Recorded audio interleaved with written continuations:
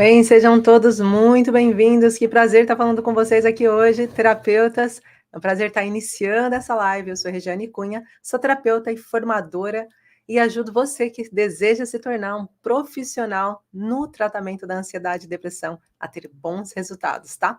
Então, claro, prática terapêutica, o objetivo dele é fazer com que vocês entendam como melhorar a prática de vocês em atendimentos. Então, quando vocês começam a melhorar essa prática em atendimento, vai facilitar muito o trabalho de vocês com os pacientes. Sei que esse é um horário em vulgar que eu estou fazendo essa live, mas eu espero que possa ajudar você que está assistindo também depois, que vai assistir na gravação. Então, se você estiver assistindo, já aproveita, coloca o seu nome, com qual a terapia que você trabalha, se você é terapeuta, se você não é terapeuta, se você deseja se tornar um terapeuta também, será um prazer estar ajudando vocês aqui, tá bom? Então, começando, vamos entender um pouquinho do que a gente vai falar hoje? A gente vai falar sobre diagnóstico correto, como a gente consegue ter segurança no atendimento do meu paciente, fazer um diagnóstico correto para esse atendimento. Né? E se você é terapeuta e atende os seus pacientes e tem um diagnóstico preciso, que ótimo, mas aqui nessa live a gente vai aprender o que a gente não pode fazer, quais os erros que a gente deve evitar e como também ter essa segurança em diagnosticar, principalmente quando nós estamos falando de ansiedade e depressão. Querendo ou não, ansiedade e depressão é um tema que parece ser bastante confuso para muitas pessoas, né? E eu quero trazer aqui para você facilidades de entendimento, que você possa entender como atuar com ansiedade e depressão de forma segura, sabendo se aquele paciente tem ansiedade, se aquele paciente tem depressão, por que ele é característica de ansiedade, por que é característica de depressão. Isso tudo a gente vai estar falando aqui hoje no diagnóstico correto. E eu vou trazer algumas das ferramentas que eu utilizo para que tenha resultados positivos no tratamento do paciente, para que ele possa melhorar mesmo a sua condição já a partir do primeiro atendimento, tá? Então, quem está assistindo aqui, aproveita e já fala de onde que está me assistindo, será um prazer estar ajudando vocês aqui hoje. Então, vamos começar falando aqui de alguns pontos que são fundamentais quando a gente fala sobre o diagnóstico correto, né? O que é ter um diagnóstico correto? Nós, normalmente, até hoje fiz um conteúdo, eu vou só subir um pouquinho essa câmera aqui do Instagram para eu poder estar vendo junto. Opa, não pode estar tão subida. Aqui, pronto. Hoje eu fiz um conteúdo para vocês, vou virar aqui um pouquinho mais essa câmera. Gente, estou aqui em alguns ajustes ainda. Hoje eu fiz um conteúdo para vocês falando sobre essa importância da gente conseguir compreender o que o paciente vem para o nosso consultório. Ele vem com o quê? Ele vem para a gente com um sintoma. E o maior erro que a gente acaba cometendo é ter um sintoma e a gente olhar para aquele sintoma daquele paciente, se debruçar sobre o sintoma daquele paciente e querer resolver o sintoma. E daí, na prática terapêutica, você vai encontrar um monte de desafios para que isso aconteça. Então, a maior parte das vezes, quando a gente vai fazer um diagnóstico, mesmo de ansiedade e depressão, a gente vai estar olhando para os sintomas, só que não é de sintomas que a gente está falando. Não são só de sintomas, a gente precisa entender o quadro na íntegra do paciente, o que está acontecendo com aquele paciente para a gente conseguir diagnosticar se aquele paciente está com ansiedade, está com depressão, o que mais que ele está trazendo, quais são os sintomas na totalidade que ele está apresentando, porque isso vai ajudar a gente a ter um diagnóstico mais correto, mais preciso para o paciente, tá? Então, a primeira coisa que a gente precisa é conseguir compreender quais são os traumas emocionais desse paciente. Então, ele trouxe para você um sintoma, o paciente virou e disse para você assim, olha, estou com dor de garganta. Ok. Mas o que mais que você está com dor de garganta? Eu tenho perdido a minha voz, tenho tido dificuldade de falar, tenho ficado com afonia, né? E daí a gente vai ver esse quadro e vai perceber quando que isso começou. Isso começou há umas 3 semanas. Aconteceu alguma situação emocional que pode ter proporcionado você a ficar com essa afonia, a ter perdido essa voz, a ter ficado com a ideia de que não adianta mais falar, que é melhor silenciar, que tudo que você fala está sendo jogado ao vento? Aconteceu alguma situação assim? Aí esse paciente vai começar a discorrer o que aconteceu. Então, quando nós temos um paciente, para a gente conseguir ter um diagnóstico correto, nós precisamos conseguir compreender na totalidade essa leitura do que está acontecendo com o paciente naquele momento. O que está acontecendo, não só o que fez os sintomas dele acontecer, mas o que está na vida dele, trazendo ele para o seu gabinete, para o seu atendimento, para o seu consultório.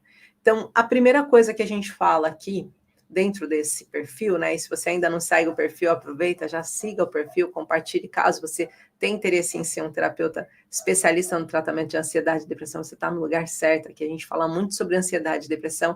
Por que a gente fala sobre ansiedade e depressão? Porque hoje em dia está sendo sendo impossível a gente não falar desse tema. Está sendo impossível você, como terapeuta, não estar preparado para estar trabalhando com esse tema. Né? Cada vez mais esse tópico está sendo visto pela sociedade como algo necessário. Cada vez mais as pessoas estão procurando a ajuda de profissionais que saibam o que fazer.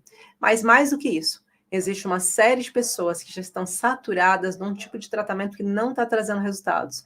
Então, se você souber exatamente o que você precisa fazer para ajudar o seu paciente com ansiedade e depressão, você vai estar recebendo mais pessoas, você vai estar podendo ajudar mais pessoas, podendo viver o seu sonho de viver de terapia.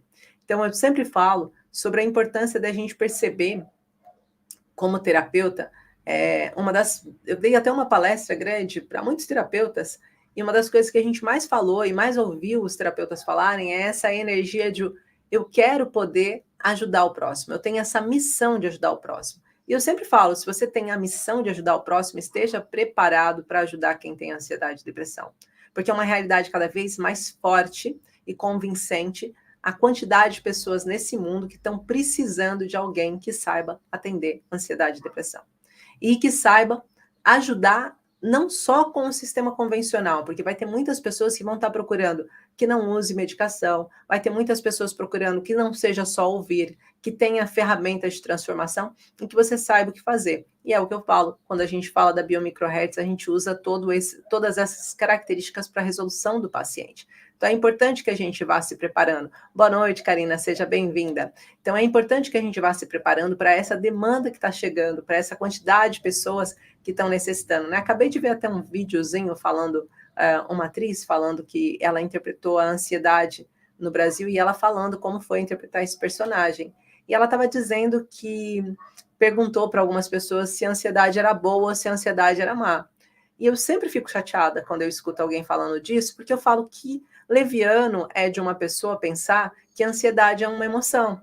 E que caracterizar a ansiedade como uma emoção é algo que me deixa muito chateada, porque as pessoas banalizam as pessoas que sofrem com ansiedade justo por pensar que é só uma emoção. Porque a emoção de raiva, a emoção de tristeza, a emoção de alegria, a gente controla, a gente entende o porquê que aquela emoção foi causada e a gente espera passar, mas a ansiedade não está nesse quesito.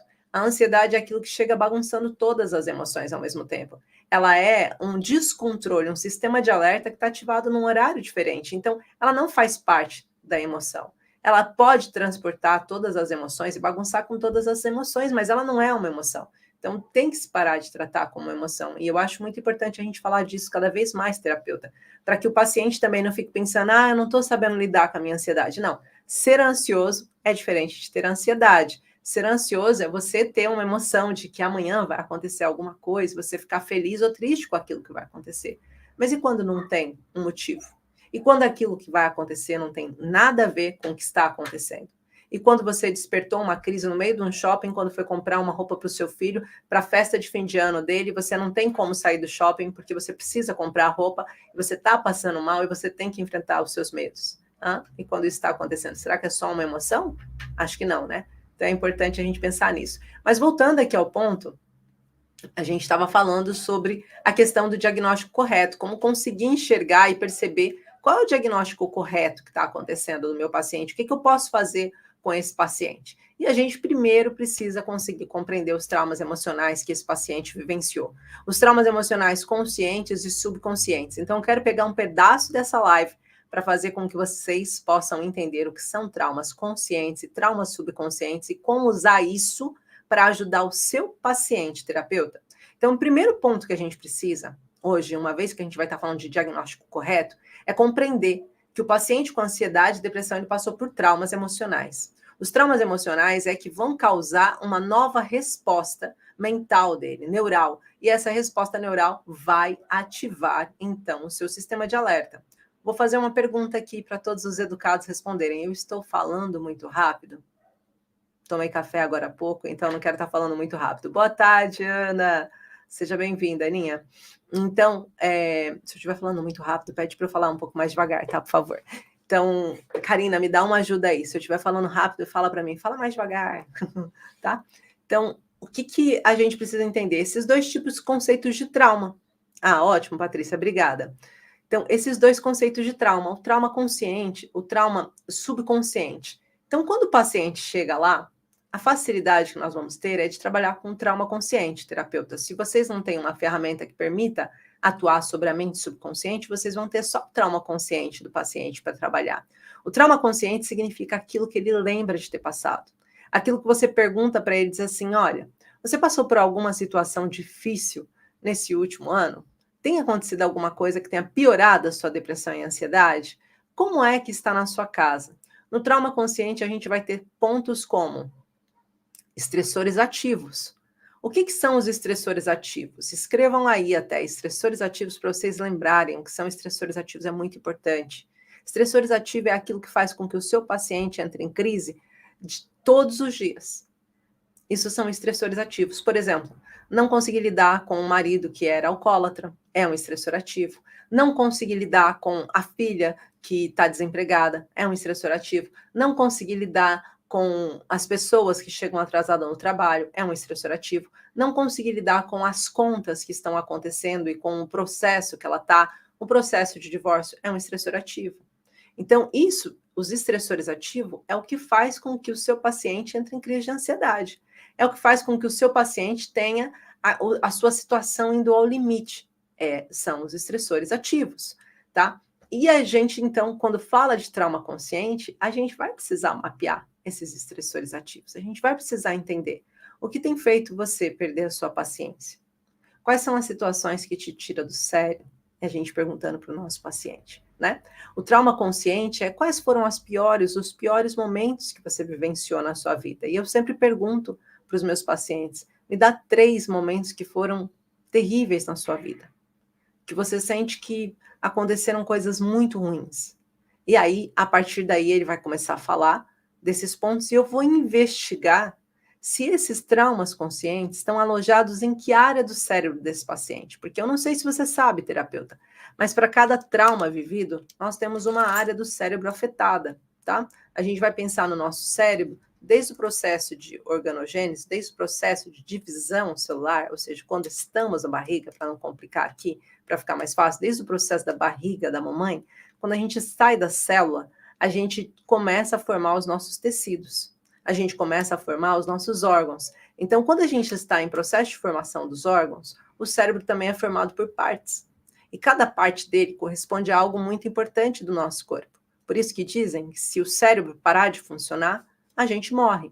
Se o coração parar de funcionar, a gente ainda pode continuar vivo, em estado vegetativo. Mas se o cérebro deixar de funcionar, ó, já era, certo? Quando ele para de ter qualquer tipo de estímulo. Então, pensando nisso, existem áreas do nosso cérebro. Áreas que, quando afetadas, quando a gente passa por um trauma emocional, ficam marcadas e não marcam só aquela área. Eles lesionam outros órgãos vitais. Então, às vezes, o seu paciente tem uma irritabilidade excessiva porque no momento em que ele sofreu a lesão, no momento em que ele passou por um processo difícil, que ele não conseguiu perdoar, um rancor que ele não conseguiu, sabe, aquela situação que ele não digeriu, ficou afetado no cérebro dele, o mesmo lugar que dava comandos para o fígado. Aí o fígado deixa de funcionar de forma direta, podendo trazer aí problemas do fígado, fazendo com que ele pode ter até em casos mais extremos, um cancro no fígado. Por quê? Porque o cérebro dele lesionou naquela parte e o fígado deixa de funcionar de forma natural. É como se a gente automaticamente bate na cabeça, eu não sei se você já viu aquelas pessoas que batem a cabeça e fica com uma parte do cérebro comprometida, da fala, e daí já não consegue se comunicar, ou da visão, e daí já o olhar fica diferente, da audição e já não ouve direito. Então, quando a gente está falando sobre isso, nós estamos falando das áreas que foram afetadas. Então, no trauma consciente, a gente vai tentar entender qual é dessas áreas que foi afetada. E podem ter 5 áreas que sejam afetadas, tá? E é isso a nossa primeira base da biomicrohertz. Para quem não sabe o que é biomicrohertz, é a minha técnica exclusiva e patenteada que fala sobre como fazer com que um paciente com ansiedade e depressão, que nós possamos identificar quais foram os ductos emocionais obstruídos dele, devolver a vitalidade para ele, causando uma microlesão e fazendo com que ele volte a estar no seu estado natural, que ele volte a recuperar o máximo possível o seu estado, saindo da ansiedade e depressão sem uso de medicação, né? E sem uso de nenhum processo que seja químico para a gente identificar. A gente consegue identificar isso a partir da micropalpação. Então, a biomicrohertz, ela usa, bio significa vida, ela quer encontrar aonde que esse paciente entrou em modo de sobrevivência e perdeu o seu estímulo de vida, essa vitalidade, essa energia que fazia com que antes ele corresse, saísse, brincasse, se divertisse, e hoje, por mais que a gente tente animar um paciente com depressão ou com ansiedade, aquilo não funciona. Então, o ducto emocional ali foi obstruído. Depois, quando a gente pensa em micro, é porque é através da microlesão, que é feita através da microfisioterapia, a investigação do paciente, a microlesão faz o processo de regeneração celular, voltando a ativar aquele órgão afetado, podendo parar de uma vez por todas aqueles sintomas que o paciente sentia. E por último, Hertz, não menos importante, que é reestabelecer essa frequência da vida. Então, a gente reestabelece a frequência da vida do paciente através de uma microlesão. Isso é o que é a biomicrohertz. E para que a gente vai usar, então, a biomicrohertz? Para poder fazer esse processo todo de mapeamento de trauma consciente ou de trauma subconsciente. E agora eu estava falando para vocês o que está relacionado com o trauma subconsciente. Então, a gente tem que entender em quais das 5 esferas que o trauma consciente está atuando. E existem 5 esferas. E a primeira esfera que a gente vai falar é o sentimento de desvalorização. Será que o trauma emocional do seu paciente trouxe para ele um sentimento de desvalorização? Aquilo que ele viveu no passado, vamos aqui a alguns exemplos. Imagina que o seu paciente passou por um processo de divórcio, onde ele foi trocado por uma pessoa um pouco mais nova ou mais bonita. Será que ele se sentiu desvalorizado? E por isso gerou para ele dores no corpo, osso, muscular? Quando a gente fala de desvalorização, a gente está falando de veias, né? O sistema linfático, veias, nós estamos falando de musculatura, ossos. Então, essas áreas do nosso cérebro podem ficar prejudicadas. Daí o paciente agora começa a ter câimbras depois do processo de divórcio, porque passou por desvalorização, começa a ter dor no corpo, dores, pisaduras, contraturas musculares com mais facilidade. Por quê? Porque ele passou por esse processo de divórcio que trouxe para ele desvalorização. Ou será que no processo de divórcio ele sentiu que perdeu aquela pessoa que sempre apoiou ele em tudo e que essa pessoa saiu e que não quer mais saber dele e agora ele não tem mais apoio, ele não tem mais proteção. Então ele passou por um processo de desproteção. O que vai ativar para ele? Desproteção vai ativar a zona da derme. Então ele vai ter problemas de pele, vai ter problemas da derme em várias outras regiões. E a partir daí, a gente precisa beber água, gente. A partir daí ele vai começar a entender que aquilo que está acontecendo com ele, de desproteção, eu me sinto desprotegido, eu não sei o que fazer, eu não sei como me ajudar. E aí é um dos outros tecidos. Então, isso é uma das formas da gente perceber um trauma consciente. Será que no processo de separação ele se sentiu desprotegido? Vou perguntar se está fazendo sentido, e se estiver fazendo sentido, vou pedir uma coisa. Se estiver fazendo sentido, já coloca um like. Se tiver no Instagram, coloca um joinha aí, um coraçãozinho, um gosto. E se tiver aqui no YouTube, coloca também um coraçãozinho aí, um like, dizendo que está fazendo sentido, tá bom? Então, desproteção é uma das coisas também que acaba acontecendo e fazendo com que o paciente desenvolva em outras áreas. Para além da desproteção, a gente vai falar então do terceiro. Tem também, ainda não cheguei lá, Ana, a minha aluna aqui toda antenada, toda atenta.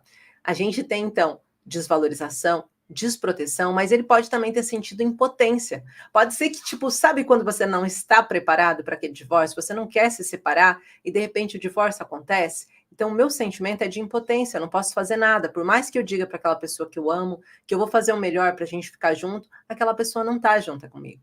Então, o meu coração está apertado, eu estou me sentindo cada vez mais triste. E o que eu posso fazer para melhorar? Não consigo. Por mais que eu tente, não consigo fazer nada. Então, eu sinto impotência, eu não consigo restaurar esse casamento. Aí, trazendo ainda a visão do casamento, para ficar bem claro aqui para vocês, ele pode ter afetado uma outra área. E se é impotência, ele vai ter tremores, ele vai ter a musculatura enrijecida, pode ser que ele sinta muitas dores nas pernas, formigamento, ele pode sentir a sensação de fraqueza, uma fraqueza enorme, porque eu não consigo ter forças para resolver aquilo que não está acontecendo na minha vida, tá? E depois eu passo, então, para o processo de perda, por exemplo, o escudo da perda. O escudo da perda que está afetado, a minha visão, pode trabalhar com o meu olfato, meu paladar, estou perdendo o gosto pelas coisas, estou perdendo a audição, eu estou perdendo a minha visão, pode estar relacionada ao escudo da perda. Então, a perda, outras coisas também, a perda também vai trazer processos alérgicos, mas daí na epiderme. Então, vai fazer com que eu tenha processos alérgicos acontecendo. Esses processos alérgicos estão relacionados, eu estou sentindo que eu estou perdendo aquilo que eu gostaria, aquele contato que eu gostaria. E aí, se eu tenho dificuldades no contato, pode se relacionar com a perda. Então, é uma parte que, se afetar o meu trauma emocional, afetar aquela área, o paciente vai desenvolver dores em partes e musculaturas, em órgãos que estão relacionados àquele tecido. Tá ficando claro isso para vocês? Por favor, me digam se está ficando claro. Deixa eu ler aqui o que a Júlia colocou. Cura para depressão, insônia e mal-estar do corpo. Ó, tá vendo? O Jorge colocou assim, a Júlia Maria, na verdade. O que é, por exemplo, ela acabou de falar o que eu falei logo no início dessa live, que normalmente um paciente, ele vem te procurando sobre os sintomas, e ela trouxe, ó, depressão, insônia e mal-estar e dor no corpo. E aí você, terapeuta, tem que conseguir olhar para isso e entender o que está acontecendo com a vida da Júlia. O porquê que ela está com depressão, mal-estar e dor no corpo, tá? E insônia. A insônia dela provavelmente é terminal, e no caso aqui, dor no corpo, por que ela está sentindo dor no corpo? Porque é processo de desvalorização. Então, provavelmente, sem precisar perguntar para a Júlia, se eu perguntar aqui, ela passou por alguma situação limite, por um trauma emocional que fez com que ela se sentisse desvalorizada, menosprezada. E isso está trazendo para ela essas dores no corpo. Então, eu preciso resolver esse conflito primeiro, tá? Então, esse é o primeiro conflito que eu preciso resolver. O resto eu resolvo por subsequência.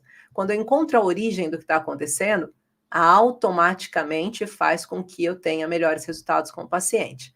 Karina aqui, obrigada. Karina dizendo assim, mais claro, impossível. Então, continuando. Aí a gente falou, então, do processo de impotência. E daí a gente tem também sobrevivência. Quando é sobrevivência? Quando aquele paciente passou por um trauma, imagina que, estou falando do casamento ainda, no casamento ele sentiu que a partir dali ele ia morrer, que ia faltar alimentação, que ele ia passar por um processo de falta muito grande. Falta pode ser carência afetiva, falta pode ser a própria financeira, a falta pode ser um sentimento de eu não vou conseguir respirar da mesma forma, minha vida acabou a partir de agora, você acabou com a minha vida. Sabe quando o processo de divórcio, a pessoa vem e fala assim, você acabou com a minha vida? Nós estamos falando de trauma de sobrevivência. Então, o conflito de sobrevivência vai fazer com que o seu paciente acabe desenvolvendo problemas brônquios, pulmonares, sinusite, atacar sinusite. Quem nunca teve um paciente que chegou com a sinusite bem afetada e você nem sabia por que ele estava com isso? E aí a gente vai pensar, a sinusite tem 2 contratempos por trás. A alergia, que foi despoletada, e se a gente está falando de processos alérgicos, a gente está falando de um sentimento, de um escudo. Mas se a gente está falando ali também dos broncos, a gente também está falando de sobrevivência. Então, a gente tem uma coisa dupla ali acontecendo, tá bom, gente? Então, é muito importante a gente perceber isso. Ansioso e depressivo pode ter todos os escudos juntos? Pode, de acordo com os traumas emocionais que eles vivenciaram. Então, esses são os primeiros pontos que nós precisamos ter com clareza na nossa vida. Então, esses são alguns pontos de clareza que a gente precisa ter para a gente poder ajudar os nossos pacientes. E aí a gente vai falar sobre como que a gente entende, então, quando o trauma é consciente, nós sabemos que afetou um dos tecidos. E de acordo com os sintomas desses tecidos, a gente consegue entender quais foram os traumas emocionais que esse paciente vivenciou. E daí existe o trauma de acúmulo e o trauma de impacto. E a gente ainda está falando da base da biomicrohertz, que é tudo que eu ensino para os meus terapeutas que são formados por mim, né? Os terapeutas que atuam com a biomicrohertz. A base emocional. Se é um trauma de acúmulo, aconteceram várias situações semelhantes. Se é um trauma de impacto, aconteceu apenas uma situação. E aí, como que a gente faz esse diagnóstico assertivo? Então, a gente olha, categoriza o trauma que aquele paciente vivenciou, se é um trauma de acúmulo, se é um trauma de impacto. Se foi um trauma de impacto, qual foi a área afetada? Se foi um trauma de acúmulo, quais as áreas afetadas? Por exemplo, se eu estou com um paciente na minha frente, que eu tenho um M3 e um S5 ativo, ou seja, eu olhando para cá, eu sei que no meu diagnóstico deu que eu tenho um S5 e que eu tenho um M3, eu já sei que ele tem um potencial enorme para desenvolver fibromialgia. Fibromialgia é um gatilho misto de 3 escudos ao mesmo tempo. É o chamado DDI: desproteção, desvalorização e impotência. E quanto mais esse paciente passe pelos estressores ativos que eu falei no início dessa live, quanto mais ele fale dos estressores ativos, mais aciona esses 3 pontos para ele. Então, nós precisamos conseguir ler e ajudar esse paciente a entender que todas as vezes que ele se sentir desvalorizado, as dores no corpo dele, a fibromialgia vai aumentar. Todas as vezes que ele se sentir desprotegido e desapoiado, aquilo vai aumentar. Todas as vezes que ele se sentir impotente diante de algo, aquilo vai aumentar. Até você poder fazer um processo de biomicrohertz com ele, até você conseguir desobstruir esses ductos emocionais. Então, qual é o nosso processo? Você identificou os traumas conscientes do seu paciente, você percebeu que aquele paciente passou por situações difíceis. A partir daí, a gente vai começar, então, o processo de pesquisa com a biomicrohertz. A gente vai olhar para o corpo desse paciente e procurar quais foram o centro vital dele que foi afetado. E o centro vital, a gente está falando do nervo vago. A gente está falando de todo o sistema. Através do sistema nervoso periférico, a gente consegue entender aonde que parou, que ficou obstruído esse trauma emocional também. E aí, nesse processo de encontrar o trauma emocional, se eu tenho um trauma emocional aqui, por mais que eu queira fazer essa comunicação do meu intestino com o meu cérebro, trazendo os neurotransmissores positivos, a tal famosa ocitocina, a tal dopamina, a tal serotonina, não passa. Por que não passa? Porque eu tenho um ducto emocional obstruído. Então, eu preciso entender aonde que está, que eu estou nesse momento em C3. Eu preciso perceber o que está acontecendo aqui. E pedir para os meus anticorpos conseguir voltar à vitalidade desse tecido. Então, primeiro eu vejo a vitalidade, depois eu vejo as zonas que foram impactadas no trauma, depois eu vou ver qual é a superfície de entrada desse trauma emocional e, por último, e não menos importante, identificar quais foram os órgãos afetados. E isso a gente faz através da biomicrohertz, encontrando quais são os pontinhos. É o pâncreas, é o fígado, é o rim, é o estômago, é o esôfago. A gente vai entender quais foram os órgãos afetados. E aí a gente faz o processo de regeneração celular através da microlesão, fazendo com que esse paciente possa voltar a fluir e a sentir a sua vida de novo. E o que eu acho mais bonito na biomicrohertz é que cada paciente é único.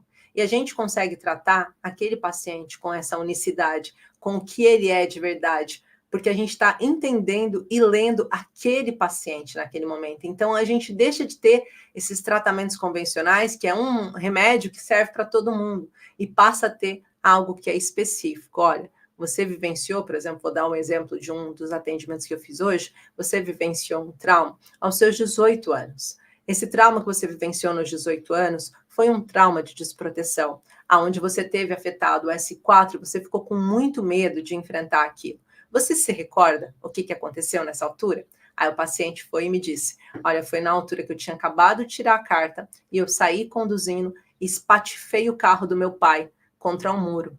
E eu tive muito medo de voltar para casa. Eu fugi, inclusive, fiquei 3 dias na casa de um amigo com o telefone desligado, porque eu tinha muito medo dele me contactar e bater muito em mim ou me pôr para fora de casa. Você entende como aquilo foi um trauma para ele muito impactante, em que ele tinha medo de enfrentar aquela situação, gerou para ele impotência? E sabe o que é pior? Depois dali, ele não conduziu mais carro, porque toda vez que ele sentava para conduzir o carro, lá vinha a âncora de imagem. Então, a gente fez o processo de biomicrohertz. Primeira sessão, ele melhorou, mas ainda não tinha vontade de entrar no carro. A partir da segunda sessão, esse paciente disse, olha, eu já consegui entrar no carro e conduzir. Levei minha mãe até o mercado. Então, isso é um processo de melhora que você consegue fazer com o seu paciente em um curto espaço de tempo. É isso que a biomicrohertz pode proporcionar para o paciente. Então, quando a gente fala de diagnóstico, né? Hoje a gente falou das bases, qual a importância de um diagnóstico correto, é você conseguir chegar na origem do que realmente está afetando o seu paciente. E se você não consegue chegar na origem do que afetou o seu paciente, você vai estar sempre resolvendo a superfície, sempre cuidando da ponta do iceberg.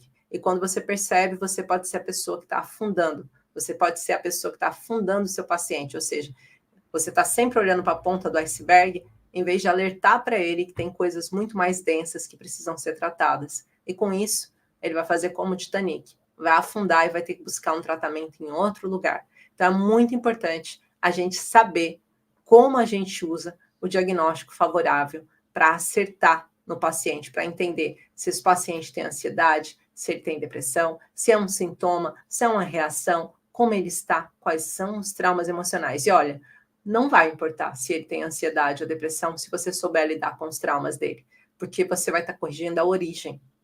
Você não vai estar fazendo como um monte de profissional que só quer saber do sintoma. Você está entendendo na origem, a origem dele. Passou por um trauma emocional, de impacto ou de acúmulo. Além disso, foi afetada algumas áreas, por isso os sintomas. Se eu resolvo a base, eu tenho uma melhora do paciente. Fez sentido para vocês? Eu espero que esse conteúdo tenha ajudado vocês bastante aí a entenderem como vocês podem ter um diagnóstico correto do paciente de vocês. Eu fiz essa live com muito carinho, tá? Um grande beijo de luz a todos vocês. Deixa eu só ver aqui o que... ok, a Ana Isabel disse que sim, a Patrícia também, obrigada. A Ana Silva também, obrigada. Gisela, obrigada também por todos vocês estarem aqui. Uma linda noite para vocês.